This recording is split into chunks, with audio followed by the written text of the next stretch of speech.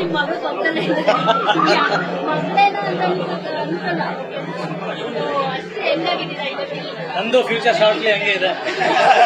ಅದಕ್ಕೆ ನಾವು ಪರಿಚಯ ನೋಡಿದಾಗ ಹೇಗಿಲ್ಲ ಹಾಗೆ ಇದ್ದೀರಾ ಇಬ್ರು? ಇಲ್ಲ, ನಮ್ಮ ಲೈಫ್ ಹೆಂಗ ಹೋಗಿದೆ ಅಂದ್ರೆ, ನನ್ನ ಲೈಫಲ್ಲಿ ನಾನು ಈ ರೆಗ್ಯುಲರ್ ಬಟ್ಟೆ ಹಾಕೋದಕ್ಕಿಂತ ನಮ್ಮ ಲೈಫ್ ಅರ್ಧ ಟ್ರ್ಯಾಕ್ ಶೂಟ್ ಎಲ್ಲ ಕಳೆದೋಯ್ತು. ಸೊ ನನ್ನ ಮನೇಲಿ ಇವತ್ತು ಬಟ್ಟೆಗಿಂತ ಜಾಸ್ತಿ ಟ್ರ್ಯಾಕ್ ಶೂಟ್ ಇರೋದು. ಆಮೇಲೆ ಮನೆಗಿಂತ ಜಾಸ್ತಿ ನಾನು ಜಿಮ್ಮಲ್ಲೇ ಇರ್ತೀನಿ. ಸೊ ಯಾರೇ ಬಂದು ಫೋನ್ ಇನ್ ಮಾಡಿದ್ರು ಎಲ್ಲಿ ಅಂದ್ರೆ ಜಿಮ್ಗೆ ಬನ್ನಿಯಪ್ಪ ಅಂತೀವಿ. ಅರ್ಧ ದಿನ ನಾವು ಫುಲ್ ಜಿಮ್ಮಲ್ಲೇ ಕಳೀತಾ ಇರ್ತೀವಿ. ಅಂಡ್ ಈಗ ಹೊಸ ಸೇರ್ಪಡೆ ನನ್ನ ಮಕ್ಕಳು ಸಹ ಜಿಮ್ಗೆ ಜಾಯ್ನ್ ಆಗಿದ್ದಾರೆ. ಸೊ ಎಂಟೈರ್ ಫ್ಯಾಮಿಲಿ ಆಲ್ಮೋಸ್ಟ್ ಜಿಮ್ಮಲ್ಲೇ ಇರ್ತೀವಿ.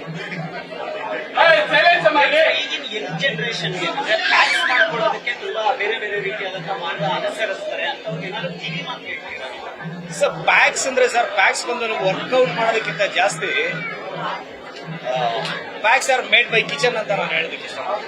ಅದು ಯಾವತ್ತು ನಾವೆಷ್ಟು ಡಯಟ್ ಅಲ್ಲಿ ಇರ್ತೀವಿ, ಎಷ್ಟು ಫಾಸ್ಟಿಂಗ್ ಅಲ್ಲಿ ಇರ್ತೀವಿ, ಯಾವ ರೀತಿ ಡಿಸಿಪ್ಲಿನ್ ಲೈಫ್ ನಾವು ಅನುಸರಿಸ್ತೀವಿ, ಅದ್ರ ಮೇಲೆ ಪ್ಯಾಕ್ಸ್ ಡಿಪೆಂಡ್ ಆಗುತ್ತೆ. ಆಮೇಲೆ ಅದನ್ನ ಯಾವಾಗ್ಲೂ ಮೇಂಟೈನ್ ಮಾಡೋದು ತುಂಬಾ ಕಷ್ಟ.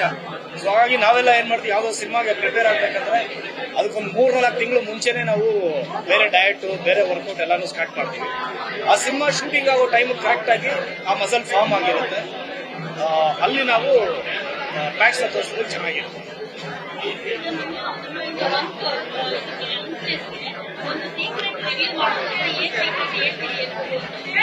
ಏನಿಲ್ಲ, ಖುಷಿಯಾಗಿರೋದು ನನ್ನ ಸೀಕ್ರೆಟ್.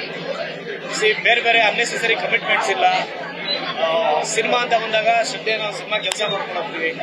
ಅದಿಲ್ಲದೆ ಇರಾಗ ಫ್ಯಾಮಿಲಿ ಜೊತೆಲಿ, ಫ್ರೆಂಡ್ಸ್ ಜೊತೆನಲ್ಲಿ ಎಲ್ಲ ಆರಾಮಾಗಿ ಏನು ಟೆನ್ಷನ್ ಮಾಡ್ಕೊಳ್ತೀರಾ, ನೆಗೆಟಿವ್ ಮೈಂಡ್ ಸೆಟ್ ಹೋಗ್ತೀರಾ, ತುಂಬಾ ಪಾಸಿಟಿವ್ ಆಗಿ ಯಾವಾಗ್ಲೂ ಖುಷಿಯಾಗಿರ್ತೀವಿ. ಅದು ಮೇನ್ ರೀಸನ್ ಅಂತ ಹೇಳ್ತೀವಿ. ನ್ಯೂಸ್ ಫಸ್ಟ್, ನಿರ್ಭೀತಿಯಿಂದ ನಿಮ್ಮ ಪರವಾಗಿ.